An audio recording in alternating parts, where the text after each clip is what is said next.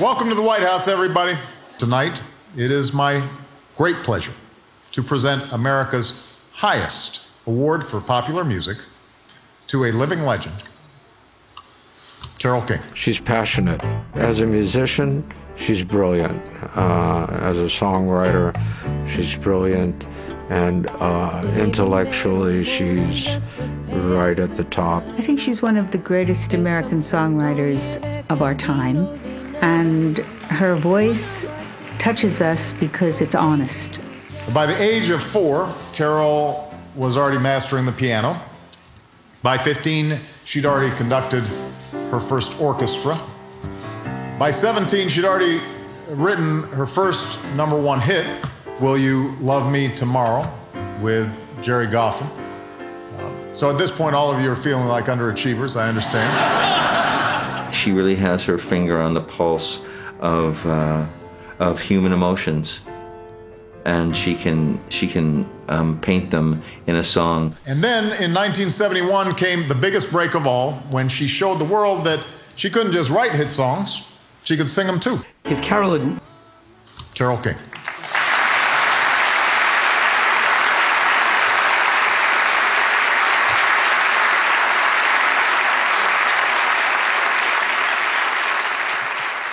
You got to get up every morning with a smile on your face and show the world all the love in your heart. And people gonna treat you better. You're gonna find, yes you will, that you're beautiful as you feel.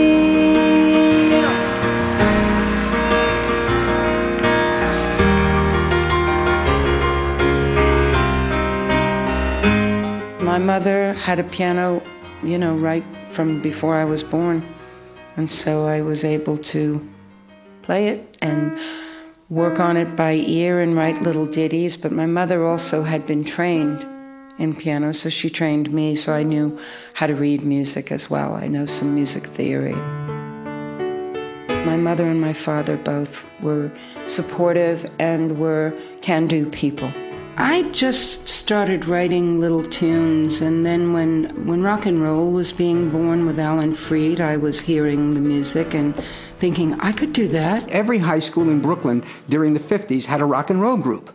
They were all over the place. They were proliferating. Danny and the Juniors were singing in the Bronx, and Neil Sedaka, at that time with the Tokens, was singing out of Lincoln High School. Well, there must have been something in the water, but a lot of people have achieved fame or notoriety as songwriters and singers and recording artists. Barbra Streisand grew up in Brooklyn around the same time. Neil Diamond, Neil Sedaka, though I didn't know any of them except Neil Sedaka. We started the Cosigns, which I believe she got the idea for it in junior high school. The name of the quartet, it was so imaginative, the Cosigns. And we were taking trigonometry at the time. We performed at school dances and parties, anywhere we kind of had a chance, or you know, school shows. She was the singer, she was the writer, she was the piano player for the group. And she wanted this. She wanted this as a career. In those days, you could be a kid, as Carole was, 16 years old, coming from Brooklyn. You could be a kid and go into 1650 Broadway or into the Brill Building. One of the two buildings that people think of when they're talking about the Brill Building sound. And I'd always been fascinated by that culture, which is to say an office building in New York City, in Times Square, that used to be where the Tin Pan Alley songwriters came in the 20s to sell their songs. And now in the 50s was taken over by kids, teenagers, a lot of them, to create the new sound of rock and roll. You could knock on a door, you could get a producer or someone in the business to listen to your song. There were pianos in all those offices. She came in, she played her piano for people, and they'd hear the song and they'd think, okay, all right, I can sell that song. And I was in the waiting room and there was this kid there. She looked like she was about 15 years old, in jeans. And I started to talk with her. And I thought to myself, God, this girl is so confident. And I said to myself, if this girl has talent, she's going to be a huge star. And it happened to be Carole. She was simply being paid to write songs for top groups that needed songs, because in those days there were very few singer-songwriters. That phenomenon had not yet really occurred. It was made to order songwriting. You know, you were either writing for a specific artist or you were writing a song that the publisher you were working for would go out and shop to various singers. You know, there was a breakdown in those days between who wrote the song and who sang it.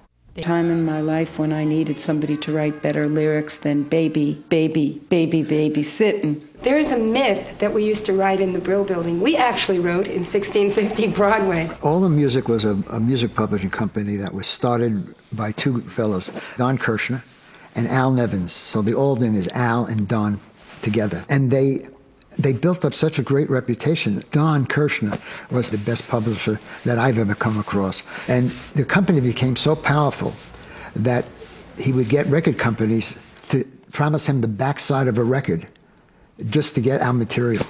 In those days, records had two sides. That's right. There were things called records, too. Yes, I forgot. They had two sides. Right. Donnie Kirshner, who was a great publisher, who had a really good ear, that group of writers, Barry Mann, Cynthia Weil, Howie Greenfield, Neil Sedaka, Carole, Jerry, and some others in that group, they had 36 top 10 records in 3 years. All of us then were fans of American music and would study every detail of the label. And of course, the names Goffin and King kept occurring in those little brackets under some of our very favorite songs.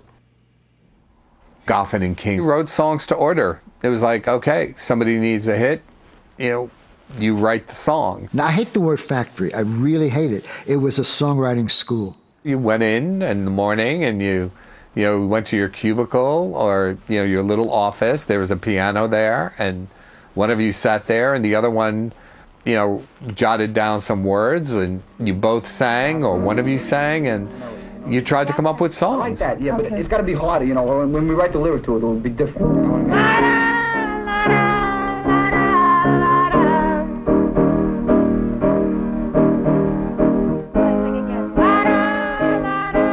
On the right side of the main room, there were about 4 different cubicles, and the cubicles would have like an upright piano and a piano stool and one chair and an ashtray, because everybody smoked like crazy back then. And it's amazing that we didn't get cancer. There's still time. Yes, thank you. Cynthia Weil and Barry Mann, who was her husband, and Jerry Goffin and I, who were at that time married, were a pair of writing teams that wrote for Don Kirshner. They would write a song, they'd start and finish. And there was no like, well, let's work on it for a few days and see what we come up with. There was none of that. It was like, they'd start, they'd finish. And some of the best songs you ever heard, done in 20 minutes, half an hour, 45 minutes. Unbelievable, you know. Came surprisingly quickly. It was a craft, you know, to finish them off, but we already had the model in front of us in the last hit that artist had. So all we had to do was sort of catch the mood, and it wasn't too hard to do for us. It was a lot of fun, too. It would be very competitive. Like with Carole and Jerry, we ended up being really good friends, but at the same time, we'd be jealous of each other if the other team got the record. And that was very confusing to us, because as friends, we loved them. But if they got the record, we hated them. Will You Love Me Tomorrow? It was the follow-up to a hit by the Shirelles. Their hit was Tonight's the Night, and in writing Will You Love Me Tomorrow, we tried to write Tonight's the Night sideways. And James and I was standing on the balcony at soundcheck, and she played You've Got a Friend for the very first time. I can't remember anything for 1 year either side of hearing this song, but I remember standing there and hearing Carole play this song. And that's where James fell in love with the song. Told her he thought it was one of the most perfect pop songs ever written, which remains true to this day. In an amazing act of generosity, she let me cut this tune first, release it first, and I was amazed because she was cutting a tapestry at the time. I didn't realize at the time that I'd be singing that song every single night for the rest of my life. I love him so much. It's that real, you know, everybody says, were you a couple? No. You know, do you ever think about it? No. The first connection was musical. It turned out we spoke the same language. We sat down and we slipped back into the mother tongue, really. It was great. We played on each other's records. We just had a common mind, you know. All I want is a quiet place to live. Leaving California was something that didn't come easy. It had been my home for 10 years. In 1977, I left and went to Idaho. Charlie was the first new dad that I had, and he walked into a situation there was no winning that situation. Rick Evers was a whole different situation. My mom, she was just hypnotized by him. And I moved to a hot springs community, and it had hot running water and cold running water outside of the house. It had no indoor plumbing. We used outhouses. It had no electricity, no phones. I'm pretty sure I was 14 when Rick met my mom and quickly took us to Idaho. But it wasn't like she was moving for work or necessity. She was moving because he said so, and so I resented it that much more. I knew he was a terrible guy. I lived with him, and he had a really scary temper. When he would get angry, I would feel scared. I would like run in a room and lock the door. Even though he'd never hit me, I felt like he was gonna. And so it doesn't surprise me that he did actually hit her. And it's horrifying. He was obviously a troubled, deeply, deeply troubled, screwed up individual, and it was making Carole's life miserable. And also making the rest of our lives miserable. They hated him, and they had every right to. And as a person, they didn't like him, and they didn't like the way he treated Carole, and they didn't like the way he treated the band. And you probably know at one point, he hit Danny Korchmar coming off stage and hit him hard. And she's a brilliant, intelligent, insightful woman who married a creepy guy. This happens. And then one day, she snapped out of it. It was, we were back in LA. We lived in Idaho, but we'd come back to LA because Carole wanted to make an album. It turns out that prior to meeting Carole, he was a junkie. My mom just said, I've had enough. I'm leaving. Sherry, come on. And we flew to Hawaii. And when we got to Hawaii, we got a message that Rick died.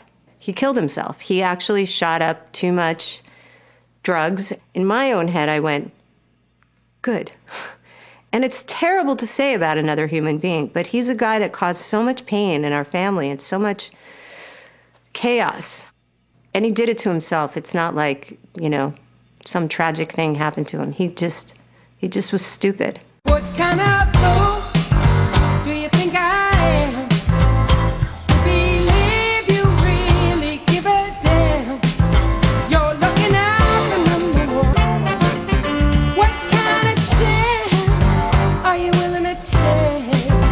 Are you willing to give just a little bit for your own sake? That's really looking out for number one.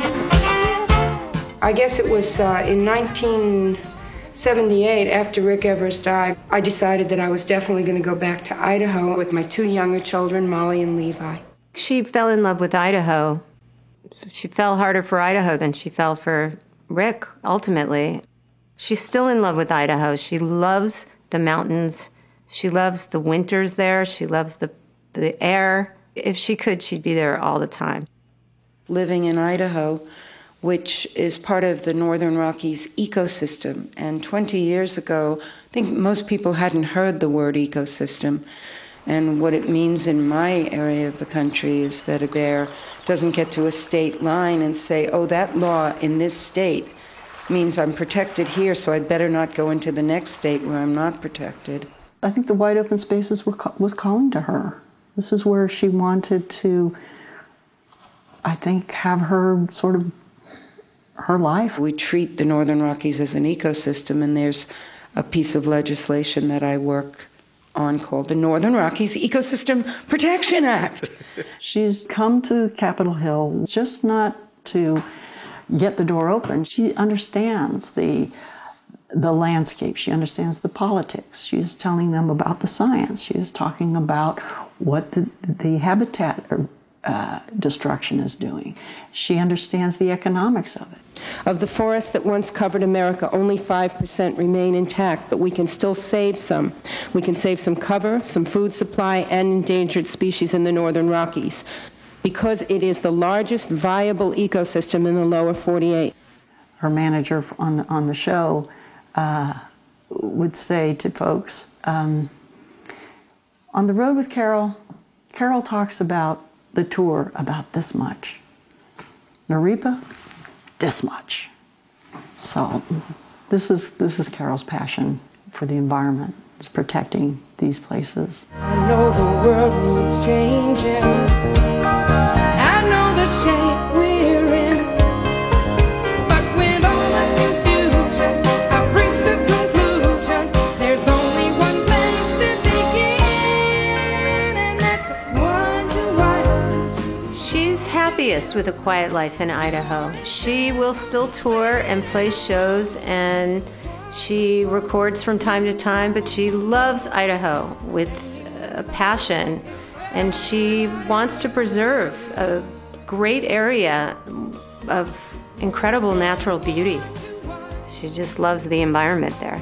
And she's an environmentalist, so if you're gonna be an environmentalist, you're gonna live in the environment. In January 2014, Beautiful, the musical based on my mom's life, opened on Broadway. The idea started of making a musical based on all four of us, based on our friendship and our competition with each other in the early 60s. And that's how it basically started. I thought these are four interesting people. I'd met Carole, Jerry, Barry, and Cynthia, and they were really interesting, charming and funny and smart. I'd like to know that your love is love I can be sure. If she was told, it's going to be called Beautiful, the Carole King musical, what do you think? She would have gone, no, that's not happening. After the first reading, the feedback that they got was, well, you're stopping before Tapestry. Right. You can't do that. The most interesting arc, the one that people are going to want to see, is Carole's arc. So we need to focus on her a little more and step back on everyone else. And Barry and Cynthia agreed with that. We became supporting players. We used to joke that they were Lucy and Desi and we were Fred and Ethel.